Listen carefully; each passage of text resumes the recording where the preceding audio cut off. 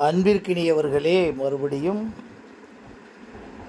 இந்த காரண காரியம், cause and effect, space and time, இந்த 4 விஷயமும் ஒவ்வொரு அணுவணுவான அசைவிற்குள்ளும் இயக்கத்திற்குள்ளும் பிரபஞ்சம் முழுவதும் நடந்து கொண்டிருக்கிறது. ஒவ்வொருவருக்குள்ளும் ஒவ்வொரு வகைகளுக்குள்ளும், அதாவது ஈற்று என்று சொல்லக்கூடிய மிருகங்கள், பறவைகள், செடிகள், கொடிகள், சிறு உயிரினங்கள், பஞ்சபூதங்கள் என்று சொல்லக்கூடிய ஈற்று, அது என்று சொல்லக்கூடிய அவைகள் என்று சொல்லக்கூடிய ஒவ்வொன்றுக்குள்ளும் ஒவ்வொன்றுக்குள்ளும் நடக்கும் அசைவிற்குள்ளும் நுண் அசைவிற்குள்ளும் கூட ஒரு சின்ன காரண காரியம் இருக்கு. இந்த உடம்பிற்குள்ளே இருக்கக்கூடிய பாக்டீரியாக்கள் இருக்கின்றன என்று கூறப்படுகிறது அல்லவா? அதில் நல்ல பாக்டீரியா, கெட்ட பாக்டீரியான்னு சொல்கிறோம். அதே மாதிரி நமக்குள்ளே இருக்கக்கூடிய இம்யூன் சிஸ்டத்தில் நமக்குள்ளே இருக்கக்கூடிய நம்மை தடுத்து கொள்ளக்கூடிய, தற்சார்பு செய்யக்கூடிய நம்முடைய சக்தி இருக்குல்லவா? சில நேரங்கள் என்ன சொல்கிறோம், நம்முடைய இம்யூன் சிஸ்டத்தில் இருக்கக்கூடிய சக்தியை இழந்துடுறோம் அப்படின்னு சொல்கிறோம் இல்லையா? அந்த சக்தி காற்றையாவது ஏதாவது ஒன்றில் வைத்து நாம் கண்டுபிடிக்கலாம். லாஸ்டஸ்ட் எலக்ட்ரான் மைக்ரோஸ்கோப் மூலம். ஆனால் உடம்புக்குள்ளே இருக்க சக்தி இருக்கு இல்லையா, அந்த சக்தி எனர்ஜியை நீங்கள் கண்டுபிடிக்கவே முடியாது. But energy has its own energy. இப்போ இதை புரிஞ்சுக்கிட்டோம்னு சொன்னால், இது ஒரு எக்ஸ்ட்ரீமாக உங்களுக்கு தெரியும். பட் இதுதான் ஒவ்வொரு நொடியும் நடந்து கொண்டு இருக்கிறது. இவர்கள் கூறிய அந்த நிலைக்கு போங்க, இந்த நிலைக்கு போங்க, சரண்டர் ஆயிருங்க, இதெல்லாம் எனக்கு ஓரளவுக்கு தெரியும். பக்தி மார்க்கத்தில் போய் இறைவனிடம் சரண்டர் ஆயிருங்க, சரணாகதி அடைந்து விடுங்க, இதெல்லாம் செய்திகளுங்க. இது வரைக்கும் செய்ய முடியலைங்க, தெரிஞ்சுக்கோங்க. சும்மா அப்படியே நம்பிக்கையில் ஓட்டிக்கிட்டு இருக்காங்க. இது ரொம்ப சிம்பிளாக, நீங்கள் ஏற்கனவே உங்களுக்கு தெரிஞ்ச விஷயந்தான். சிம்பிளாக ரமணருக்கு பிறகு இந்தியாவில் பரிசுத்தமான, நான் சொல்கிறது வெளியே தெரிகிற, அங்கே இமயமலையில் இருக்காங்க, குகைக்குள்ளே இருக்காங்க, அதெல்லாம் விட்டுக்குங்க, நடைமுறைக்கு வாங்க. ரமணரை காட்டிலும் ஒருத்தர் யாராச்சும் ஒரு ஆள் சொல்லுங்களேன். ரமணர் ஒன்றுமே படிக்கலைன்னு தெரிஞ்சுக்கங்க. திருவள்ளுவர் ஒன்றும் படிக்கவில்லை என்று தெரிந்து கொள்ளுங்கள். படித்ததுக்குரிய வரலாறு இல்லை. அப்படின்னா என்ன? படிக்கலை. சரி, திருவள்ளுவருக்கு 2000 வருஷத்துக்கு முன்னால் இந்த பூமி இயங்கி இருக்கே, திருக்குறள் மட்டும்தானா வந்தது? எத்தனை செப்பு பட்டயங்கள், எத்தனை கல்வெட்டுக்கள்லாம் இருக்கே, அது யாரு? ராஜராஜன் காலத்தில் எழுதப்பட்டது, பாண்டிய மன்னன் காலத்தில் எழுதப்பட்டதுன்னு வரலாறு சொல்லிக்கிட்டு இருக்காங்களே, அது who has written in it? ஓலைகளை கண்டுபிடித்து அதில் எழுதி, இன்னைக்கு நீங்கள் மாடர்ன் வேர்ல்டில் ஒரு 80% ஆர் 50-60% இதுக்கு இது காரணம்னு கண்டுபிடிச்சிட்டிங்க கொஞ்சம். ஆனால் ஒவ்வொரு நொடியும் ஒவ்வொரு காரணமும் காரியமும் இருக்கிறது இருக்கு இல்லைங்களா? இதுக்கு முதல்ல நான் சொன்ன சப்ஜெக்ட் பேசும்போது ஃபஸ்ட்டு எபிசோடில் ஒவ்வொன்றிற்கும் காரணம் இருக்குது, காரியம் இருக்குது, ஸ்பேஸ் இருக்குது, டைம் இருக்குது என்பதை நாம் உணரணும் அப்படின்னு சொன்னோம். அப்புறம் நாங்கள் தான் உணர்ந்துக்கிட்டு இருக்கமேன்னு சொல்கிற சில குரூப் இருக்காங்க. ஆனால் 24 hours உணர்ந்தாங்களா சார்? 24 hours நீங்கள் உயிரோடு இருக்கிறீங்க என்பதையாச்சும் உணர்ந்தீங்களா? 24 hours மூச்சு இப்படி போய் வந்துக்கிட்டு இருக்கேன்னு உணர்ந்தீங்களா? 24 hours நீங்கள் சாப்பிட்ற சாப்பாட்டுடைய ரகசியம் சாப்பிட்ட உடனே உள்ளே போய் இயங்கிக்கிட்டு இருக்கு சிஸ்டத்தில் உணர்ந்தீங்களா? நான் சொல்கிறது 24 hours. ஆமாம் சார் சாப்பிட்டா, நோ, அது என்ன நடக்குதுன்னு தெரியுங்கன்னா, உங்களுடைய உன்னை அறிதல், தன்னை அறிதல், செல்ஃப் ரியலைசேஷன், செல்ஃப் ஆக்சுவலைசேஷன் இங்கிருந்து தான் தொடங்குது. அதைத்தான் பயோ ஹேக்கிங்னு இப்போ சொல்கிறாங்க, நம்ம உடலே தியானம்னு சொல்கிறோம். இதை முதல்ல உணர தொடங்குறீங்கல்ல, அது உங்களுக்கு ஒரு கேபிட்டல் எஜுகேஷன். உங்களுடைய கல்வியினுடைய மூலதனமே அதுதான். அந்த நொடியிலிருந்து நீங்கள் நினைக்க ஆரம்பிக்க உங்களுடைய உடம்பில் இருக்கக்கூடிய ஒவ்வொரு செல்லும் தானாகவே அமைதியாகும். மனம் என்பது தானாமலே காணாமல் போகும். அறிவு என்பது அழிந்து விடும். புத்தி, சித்தம் எல்லாம் கிளியர் ஆயிரும். ஏன்னா இந்த இடத்துல நீங்கள் ஒரு செய்தியை ஃப்ளோவில் சொல்கிறேன். பிரெயினுக்குரிய ரகசியமே, பிரெயின் ஓய்வு, இயக்கம், இருப்பு, மறுபடியும் ஓய்வு, இயக்கம், இருப்பு, இப்படி தான் இருக்கும். அந்த ஓய்வு என்பதை என்ன சொல்கிறோம்னா, எல்லாம் புரிஞ்சுக்கிட்ட இடத்துல ஓய்வு என்பது மூளையினுடைய இயக்கம் தான் இருந்துக்கிட்டு இருக்கு. உடம்புல இருக்க ஒவ்வொரு பார்ட்டும் கொஞ்சமாச்சு ரெஸ்ட் எடுக்கும். கை ரெஸ்ட் எடுக்கும், கால் ரெஸ்ட் எடுக்கும், ரத்த ஓட்ட மண்டலங்களில் கொஞ்சம் ரெஸ்டெல்லாம் இருக்கும். ரத்த ஓட்ட மண்டலங்களில் ஹார்ட்டை சொல்லலை, ஹார்ட்டு நெக்ஸ்ட்டு. மூளை ஒவ்வொரு நொடியும் அது உறங்குவதே இல்லை. அதுக்கு பேர் ஓய்வு. எப்படி என்று சொல்கிறோம்னா, இந்த அனாவசியமான எண்ணங்களெல்லாம் நுழையாமல்,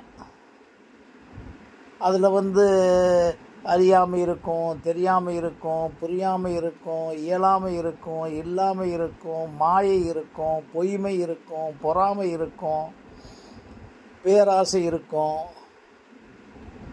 ஒப்புமை இருக்கும், கம்பேரிசன் இருக்கும், ஆணவம் இருக்கும், அதிகாரம் இருக்கும்.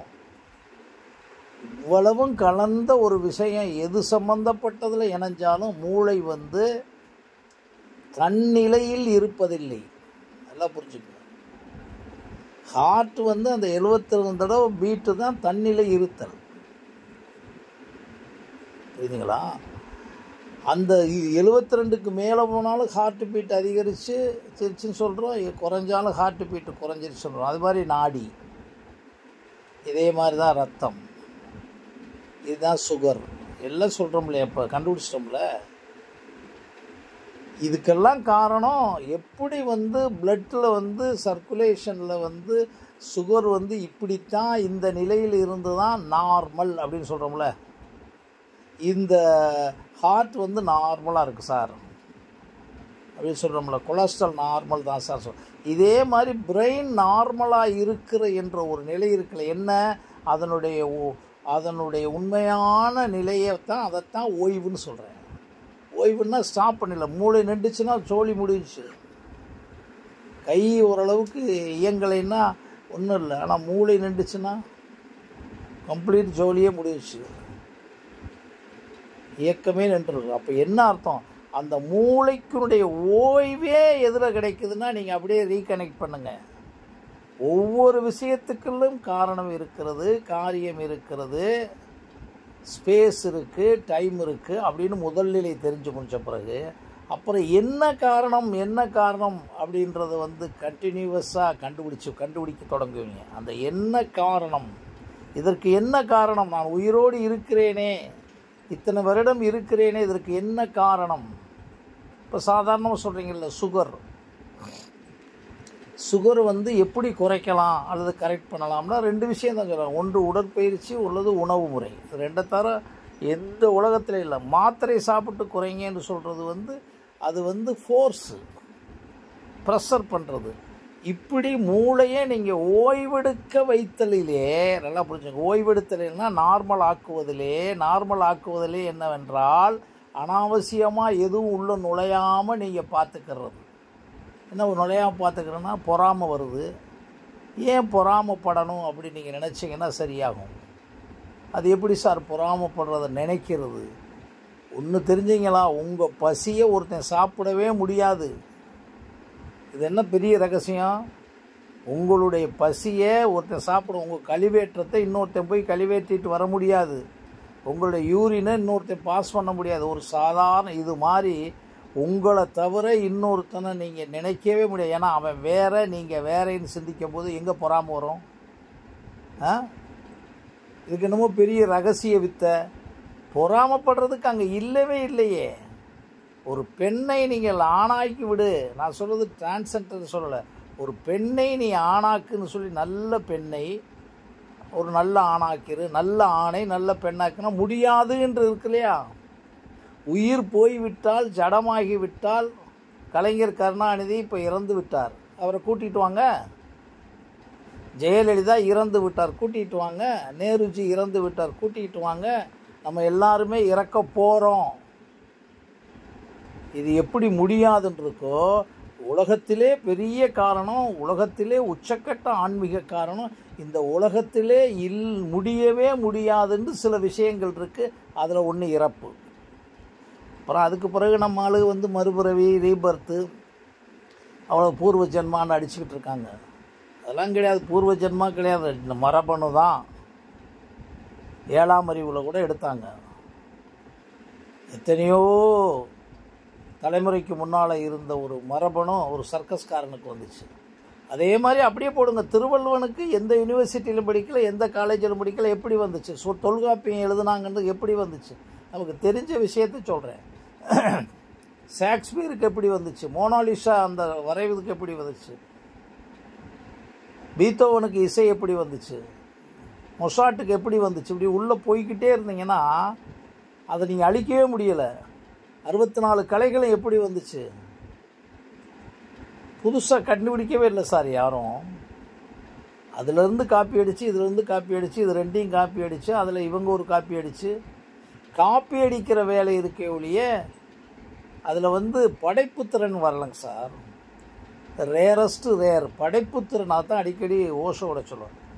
எல்லாமே அழிந்து விடவில்லை, இருக்குது, வேறு வேறு ஃபார்மில் இருக்குது, அவ்வளோதானே.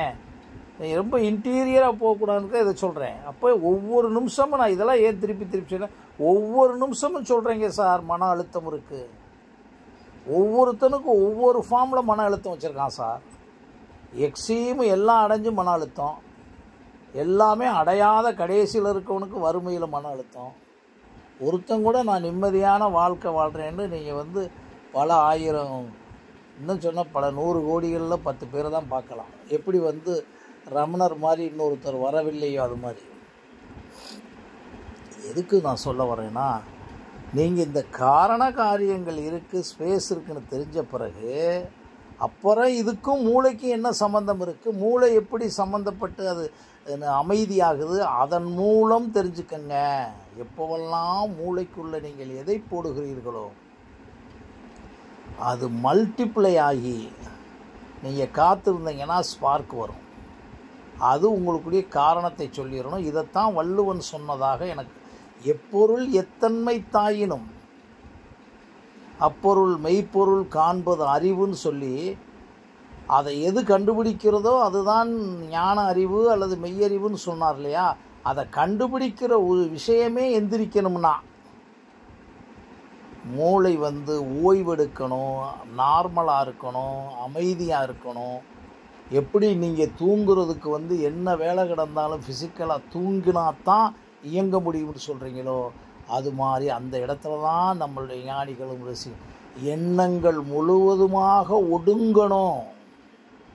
என்னமோ எண்ணங்கள் அற்று போயிருங்க, மனமற்று போயிருங்க, சினமெல்லாம் கரைச்சாலும் எல்லாமே முடித்தாலும் மனம் இறக்க கல்லாருக்கு ஒருத்தர் இல்லைன்னு சொல்கிறீங்கல்ல, எப்படி மனம் செத்து போகும், மனம் காணாமல் போகும்? நீங்கள் ஒரு விஷயத்தில் எண்டு பார்க்கணும். சாதாரண விஷயம் என்னுடைய நண்பர் கூட அடிக்கடி சொல்லுவார், காய்ச்சல் வருதுன்னு அந்த 3 நாளில் தீர்ந்து போகும்னா ஃப்ரீ ஆகுறீங்கல்ல, அதுக்காக காய்ச்சல் வருதுன்னு போஸ்டர் அடிச்சுக்கிட்டு இருப்போம். எனக்கு காய்ச்சல் இருக்குது. எல்லாருமே சொல்லுவாங்க, சரி சார் 2-3 நாள் ஆகும் சார், அது சளி இருக்குன்னா 3 நாள் சொல்கிறோம் இல்லையா? சேம் திங் தான். காரண காரியங்கள் இருக்கின்றன, ஸ்பேஸ் அண்ட் டைம் இருக்கின்றன. அது இருக்குன்றதை நீங்கள் வந்து உள்ளே ஏற்றுக்கிட்டு ஒரு காத்திருத்தல் இருக்குல்ல, அந்த காத்திருத்தலில் மூளை நார்மலாகும், அமைதியாகும். அந்த அமைதியில் நீங்கள் ஏற்கனவே எழுந்த எண்ணம் இருக்குல்ல, அந்த எண்ணத்தில் ஒரு பெரிய ரசாயன மாற்றம் பிரெயினுக்குள்ளே நடக்கும். அது எந்தெந்த நடக்குன்னு இவங்க கணக்கு சொல்லிக்கிட்டு இருக்காங்க. நியூ கார்டெக்ஸ்ன்றாங்க, அதுக்கு ஹிப்போதாலமஸ்ன்றாங்க, அது ஏதோ ரைட்டுன்றாங்க. அதெல்லாம் வேண்டியதே இல்லை நமக்கு. நம்ம ஒரு ஆர்டினரி மேன், மூளைக்குள்ளே நடக்குது. வள்ளுவன் வந்து ஹிப்போதாலமஸையும் நியூ கார்டெக்ஸையும் வச்சு படிச்சுக்கிட்டா இருந்தார். சொல்லுங்கள், இன்றைக்கி நம்ம வந்துருச்சுல. அப்போ அதைத்தான் அதே இடத்துக்கு வாங்க. நீங்கள் எவ்வளோ பெரிய மீனாட்சி அம்மன் கோயிலை கட்டியிருக்காங்க, இவ்வளோ தூரம் தஞ்சை பெரிய கோயிலை கட்டியிருக்காங்க. எப்படி சார் கட்டுனாங்க? From the brain. அப்போ அந்த பிரெயினுக்குள்ளேருந்து வந்ததை ஒன்று அண்டர்ஸ்டாண்ட் பண்ணிக்கங்க. என்னென்னு அண்டர்ஸ்டாண்ட் பண்ணி, ஓஹோ, பிரெயின் நார்மலாக இருந்தா, அமைதியாக இருந்தா, அதை அமைதிப்படுத்துறதுக்கு யாராலையும் முடியாதுன்ற விஷயத்தையும் நீங்கள் தெரிஞ்சுங்க. யாராலையும் உங்கள் பிரெயின் அமைதிப்படுத்தவே முடியாது. நீங்களாம் அமைதியானா தான். அந்த இடத்துல தான் அடிக்கடி சொல்லுவோம், உங்களுடைய எண்ணத்தை இன்னொரு எண்ணத்தால் நீங்கள் செரித்து சரி பண்ணி அதை அரைத்தா தான் மறுபடியும் யூ கேன் கெட் ரீயூக்யூப்மெண்ட் ஆகிறோம், எனர்ஜி ஆகும். ஆமாம், relax, rest, reenergy and execute it and action. இல்லாமல் ஒன்றுமே செய்ய முடியாது. பல ஆயிரம் அனுபவங்களுக்கு பிறகு சொல்கிறேன். அதுக்காக இப்போ பூராத்தையும் கடந்து இந்த உலகத்தில் ஒன்றுமே இல்லைன்னு போயிட்டு நம்ம ரோட்டில் தர்றதில்ல. நம்ம 24 hours நாம் இயங்கிறதில்ல, நாம் இயக்க வைக்கப்படுகிறோம் என்ற உணர்வு எப்போ வருதோ அப்போ தான் நீங்கள் வந்து பாருங்கள், நான் இயங்குகிறேன், சாப்பிடுகிறேன், சாப்பிட்டதை ஜீரணிக்கிறேன் என்ற உணர்வு இல்லாமல் எல்லாமே செய்விக்கப்படுகிறது அப்படின்ற ஒரு காரணம் தெரிஞ்சால் தானே நீங்கள் முதல்ல அமைதியாக இருக்க முடியும். தண்ணீரை குடிக்கிறீங்க எத்தனை மணி நேரம் கழிச்சு, அது சுகர்காரங்களுக்கு வேகமாக ஆகும். என்ன சொல்ல வரேன்னா, காரண காரியங்கள் கரெக்டாக 24 hours இருக்குன்னு புரியும் போது ஒரு காத்திருத்தலில் மன அழுத்தம், மன இறுக்கம் குறையும். அந்த காரண காரியத்தை கண்டுபிடிக்கிறதுக்காக நாம் அந்த பழக்கமாகறீங்கல்ல, எப்போ ரெகுலராக பழக்கமாகறீங்கல்ல, எதை எடுத்தாலும் காரண காரியம் இருக்குது, உடனே இது நடைமுறைக்கு வரலையேன்னு தெரிஞ்சவுடனே ரெடி ஆகிடணும். நடைமுறைக்கு வரலையே, நம்ம செயல்படுறோம், நடைமுறைக்கு வரலைன்னா ஏன் இது ஸ்டாப் ஆகுது? அங்கே தான் நீங்கள் இந்த ஆளுக பூரா இறங்கிடுவான். நம்ம ஆள் பூரா லாஜிக் வச்சுருக்கேன், பூரா இறங்கிடுவான். பரிகாரம் இறங்குவான், அது இறங்குவான், இங்கேருந்து அங்கே சொல்லுது, அங்கேருந்து இங்கே வருது, இந்த வீட்டில் அங்கிட்டு நிற்குது, அந்த வீட்டில் இங்கே நிற்குது, செய்வனை பூரா இறங்கிடுவான் உங்கள்கிட்ட. ஒன்றுமே இல்லைன்னா கோயிலுக்கு போயிட்டு வாங்க திருப்பதிக்குன்றுவான், ஒன்றுமே இல்லைன்னா கும்பகோணத்துக்கு போயிட்டு வாங்கன்றுவான். நான் இதெல்லாம் இல்லை ஏன் சார், இது பூராமே இவங்க உருவாக்கின விஷயம் சார். இதிலே காலம் பூரா செத்து சுண்ணாம்பு. ஒரு அமெரிக்காவில் இவ்வளவு இருக்கான்னா இல்லை சார், எல்லாம் புரிஞ்சுங்க. அமெரிக்காவில் இது எவனோ ஒருத்தன் ஜோதிடம் பார்த்துக்கிட்டு இருப்பாங்க உட்காந்து, அது இங்கேருந்து போனவன் தான் பிக்கப் பண்ணியிருப்பான். அது இந்த இண்டியன்ஸ் தான் அங்கே போய் வேலை பார்த்துக்கிட்டு இருப்பான். அந்த இண்டியன்ஸில் சில பேரை நியாயப்படுத்திக்கிட்டு இருப்பாங்க. அவன் பூரா செயல் தான். அதுக்காக அது செயல் விட்ட உடனே அவனுக்கு ஒன்றுமே தெரியலைன்னு நினச்சிடாதீங்க. அவனுக்குள்ளேயும் ஒரு மெட்டாஃபிசிக்கல் ப்ராசஸ், ஒரு சென்சிட்டிவிட்டி ஓடிக்கிட்டே இருக்கும். எல்லாம் முடித்த பிறகு ஒன்றும் இல்லைன்ற அவனுக்கு வரும். ஆமாம், அதற்கு பிறகு என்னடா நம்ம ஃபிசிக்கலாக இயங்கணும், இதுக்கு தகுந்தபடி என்னமோ இருக்குன்னு அவனாக உணர வைக்கும். முதுமையை யார் சார் உங்களுக்கு உணர வச்சது? இளமையை யாருக்காக உணர வச்சது? எல்லாம் கடந்து போகும்போது நடக்கும்போதே பையன் நடக்க சொல்லுது சார், படபடன்னு எந்திரிச்சு வைக்கக்கூடாதுன்னு சொல்லுது. இது என்ன, எது ஹூ ஹஸ் டாட் யூ? யார் டீச்சர் உங்களுக்கு? உங்களுடைய குருவே. ரமணர் சொல்லுற மாதிரி சத்குருவே உங்களுக்குள்ளே இருக்க ஒன்று தான். அந்த ஒன்று என்பதைத்தான் இவங்க மல்டிப்ளை பண்ணி மேனிஃபெஸ்ட் பண்ணி, ஆமாம் அப்படி அப்படிங்க, அது அங்கேருந்து வந்துச்சு, இது இங்கேருந்து வந்துச்சுன்னு சொல்லி உங்களை பயமுறுத்தி கடவுள் உள்ளே இருக்கிறார் என்பது. யாருங்க இல்லைன்றது? அது எந்த ஃபார்மில் இருந்தாலும், பெயரில் இருந்தாலும், இட்ஸ் அன் எனர்ஜி தானங்க. இப்போ நான் பேசிக்கிட்டு இருக்கேன், காலையில் சாப்பிடலை, பசிச்சிச்சுங்க, உண்மையான விஷயம். அப்படியே சாப்பிட்டு ஒரு இட்லியை போட்டு ஒன்று சாப்பிட்டு வந்தோடனே இந்த பேச சொல்லுதுங்க. அப்போ எதுங்க எனக்கு இப்போதைக்கு எனக்கு எனர்ஜி ஆக்குனது? அந்த இட்லி, ஒரு வடையோ ஏதோ சம்திங், ஒரு காஃபி, வேறு என்ன பண்ணுச்சது? அதை ரெண்டையும் இப்படி கலந்து பார்க்கும்போது, ஓஹோ, இந்த எனர்ஜி இருக்குது, எனர்ஜி அப்படியே கீழே இறங்குது. அந்த எனர்ஜியை மறுபடியும் ரீஜென்ரேட் பண்ணோம்னா இந்த இட்லிக்குன்ற ஒரு கான்செப்ட் வேணும். அது இட்லி சாப்பிடணும்னு ஒரு காரணம் வேணும், காரியம் வேணும். அது சாப்பிட்டு முடிச்சு அந்த சாப்பாடு என்று சாப்பிட்டவுடன் அது காரண காரியம் வச்சுங்க. அதுக்கு டைம் அண்ட் ஸ்பேஸ், ஏன்னா அளவுக்கு மீறி சாப்பிட முடியாதுல்ல. இதுக்குள்ள அளவுக்கு சாப்பிடணும், இவ்வளவு தான் சாப்பிடணும். அதுக்கு பூரா அந்த காரண காரியத்துக்கு அண்டர் ஹெட்டிங்ஸ் தான் இது. உள்ளே போட்ட உடனே இந்த பேசிகிட்டு இருக்கோம். இது கொஞ்சம் நேரம் கழிச்சு ஜீரணமான உடனே மறுபடியும் எனர்ஜி டீஜெனரேட் ஆகுறதுக்கு பதிலாக ரீஜெனரேட் ஆகுறதுக்கு டீமோட்டிவேட் ஆகிரும். உள்ள டீமோட்டிவேட் ஆனால் மறுபடியும் அதை போடணும். எப்படி கணக்கு இருக்குவார். இப்படி ஒவ்வொன்றுக்குள்ளேயும் ஒவ்வொன்றும், இது சாதாரண விஷயம் தானே, பசிச்சா சாப்பிட்டா தான் இயங்க முடியும்னு சொல்கிறது மாதிரியே ஒவ்வொரு அணுவான விஷயத்துக்கு பண்ணும்போது brain will get its own calmness. அமைதியாக அந்த காம் ஆக ஆக ஆக அதனுடைய இயக்கம் இருக்குல்ல. இந்த இடத்துல தான் நீங்கள் புரிஞ்சுக்கணும் சயின்டிஃபிக்காக. நீங்கள் எதுக்கெல்லாம் போட்டு ஒரு காரணம் தெரியவில்லை என்று தேடுகிறீர்களோ, எதுக்கெல்லாம் போட்டு இந்த காரணம் எதுக்காக நடக்கிறது என்று தெரியவில்லை, உங்களுக்கு ஒரு ஸ்பார்க் கிடையாது, இண்டிவிஜுவலாக கிடைக்குங்க. இந்த அவருக்கு சொன்னார், உங்களுக்காக இவர் சொல்கிறாரு, அருள் வாக்கு சொல்கிறாரு, அது ஒரு விஷயம், அது ரொம்ப போக வேணாம். ஆனால் உங்களுக்குள்ளே இருக்க அருள் வாக்கு வரும். நான் திட்டமாக சொல்கிறேன், அந்த அருள் வாக்கு சொல்லும். நீ எதுக்கு இப்போ நீ திங்க் பண்ண, இந்த திங்க் பண்ணையில் இது தப்பு ரைட்டுன்னு சொல்லும். ரொம்ப அப்புறம் பார்க்கலாம். இந்த இடத்த தேடிக்கிட்டே இருந்ததில்ல, ஏன் நடக்கலை? இது ரெண்டே விஷயம் தான். ஏன் நடக்கலை, ஏன் பணம் வரலை, ஏன் நம்ம வறுமை தீரலை, ஏன் நம்மளுடைய கஷ்டங்கள் துன்பம் இருக்குது, ஏன் துன்பம் இருக்குது. இறைவன் கொடுக்குறாரு. இறைவன்லாம் கொடுக்கவே இல்லைங்க.